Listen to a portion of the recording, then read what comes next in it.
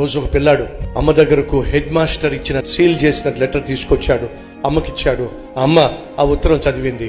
వీడేమో అమ్మకు head master ఏ ఉత్తరం రాశాడు అని చెప్పి చూస్తూ ఉన్నాడు. చదివిన తర్వాత, అమ్మా మా హెడ్ మాస్టర్ ఉత్తరం రాసి నీకు ఇచ్చారు కదా, ఏమని రాశారు? ఏం లేదురా, నువ్వు చాలా తెలివైన వాడువట, నీకున్న తెలివికి నీకున్న జ్ఞానానికి అమ్మ మీ పిల్లాడికి మేము చదువు చెప్పలేం, వాడుకున్న జ్ఞానం చాలా గొప్పది, ఇంటి దగ్గర నువ్వే పెట్టుకుని నువ్వే నీ బిడ్డను చదివించి గొప్పోడిని చెయ్యమ్మా అని చెప్పి నాకు సలహా ఇచ్చారా.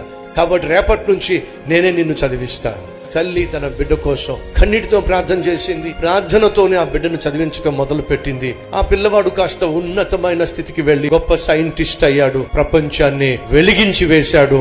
ఈ రోజు మన కళ్ళ ముందు బల్బు ఉందంటే అది అతని పుణ్యమే. అతని పేరే థామస్ ఆల్వా ఎడిసన్. అతనేనండి బల్బును కనుగొంది. తన లైబ్రరీలో చాలా పుస్తకాలు ఉన్నాయి. ఒకరోజు ఒక పుస్తకం తీసుకుని చదువుతూ ఉంటే అందులో హెడ్ మాస్టర్ రాసిచ్చినటువంటి ఆ లెటర్ కనిపించింది. అరే నేను చిన్నప్పుడు మా హెడ్ మాస్టర్ రాసిచ్చిన లెటర్ కదా అని చెప్పి ఆ లెటర్ తెరిచి చూస్తే దాంట్లో హెడ్ మాస్టర్ రాసిన మాటలు ఈ విధంగా ఉన్నాయి. అమ్మా, నీ కొడుకు చదువు సంధ్యలు లేనటువంటి ఒట్టి దద్దమ్మ, మొద్దు, వీడికి చదువు చెప్పడం దండగా, నువ్వు స్కూల్కు పంపించడం దండగా.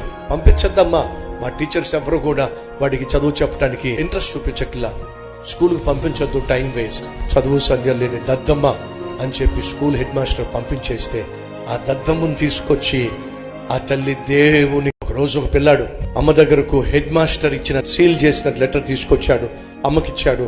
అమ్మ ఆ ఉత్తరం చదివింది. వీడేమో అమ్మకు హెడ్ మాస్టర్ ఏ ఉత్తరం రాశాడు అని చెప్పి చూస్తూ ఉన్నాడు. చదివిన తర్వాత, అమ్మా మా హెడ్ మాస్టర్ ఉత్తరం రాసి నీకు ఇచ్చారు కదా, ఏమని రాశారు?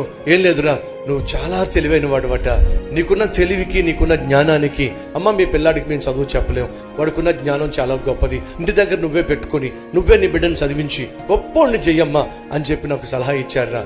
కాబట్టి రేపటి నుంచి నేనే నిన్ను చదివిస్తాను. తల్లి తన బిడ్డ కోసం కన్నీటితో ప్రార్థన చేసింది. ప్రార్థనతోనే ఆ బిడ్డను చదివించడం మొదలు పెట్టింది. ఆ పిల్లవాడు కాస్త ఉన్నతమైన స్థితికి వెళ్లి గొప్ప సైంటిస్ట్ అయ్యాడు, ప్రపంచాన్ని వెలిగించి వేశాడు.